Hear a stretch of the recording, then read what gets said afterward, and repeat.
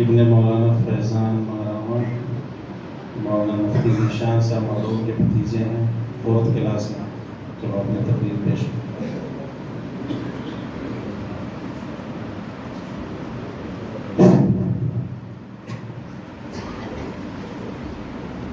السلام علیکم ورحمۃ اللہ وبرکاتہ۔ الحمد للہ رب العالمین والعاقبۃ للمتقین والصلاة والسلام علی النبی الکریم، اما بعد فاعوذ باللہ من الشیطان الرجیم، بسم اللہ الرحمن الرحیم۔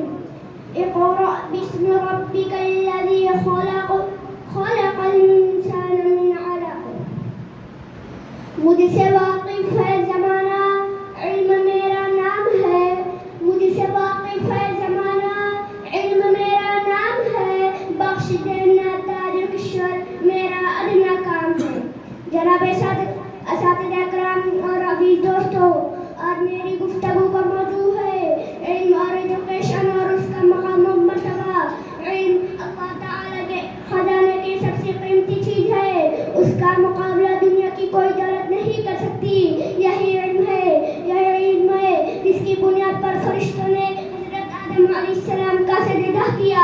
اسی علم کو حاصل کرنے کی دعوت تمام نبیوں نے دی۔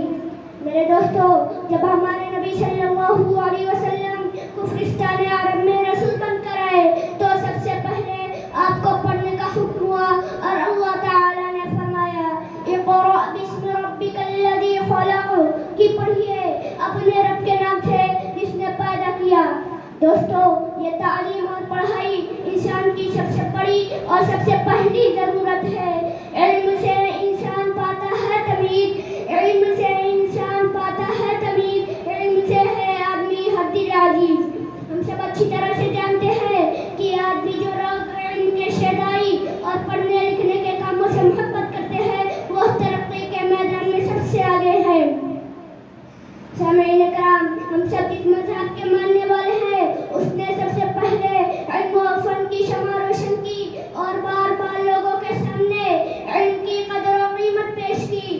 سب سے پہلے کفر و شرک کی تاریکی میں زندگی بسر کرنے والے عربوں سے اسلام نے کہا سن لو، جاننے والے اور نہ جاننے والے برابر نہیں ہو سکتے۔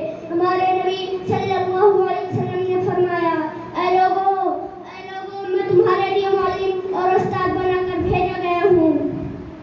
محترم سامعین، اگر آپ سے کوئی سوال کرے کہ یہاں علم سے کون سا علم مراد ہے تو صاف طریقے سے اس کا جواب سن لیجیے۔ علم ایک ایسی اکائی ہے جسے تقسیم نہیں کیا جا سکتا۔ اس کائنات کا ہر علم ہماری میراث اور ہماری کوشش کا میدان ہے۔ علم کو پیو، انسان کو عزت دیتا ہے۔ علم سے انسان حقیقی انسان بنتا ہے، بس شرط یہ ہے کہ علم کو حاصل کرنے میں ہماری نیت درست ہو، علم حاصل کرنے والے کا رشتہ اللہ تعالیٰ سے قائم ہو۔ مشہور شاعر اکبر الہ آبادی نے فرمایا تم شوق سے کالج میں پڑھو، پارک میں جھولو۔ تم شوق سے کالج میں پڑھو، پارک میں جھولو، جائز ہے غباروں میں اڑو، چرخوں کو چھولو۔ بس ایک سخن بندے عاجز کی رہے یاد، بس ایک سخن بندے عاجز کی رہے یاد، اللہ کو اور اپنی حقیقت کو نہ بھولو۔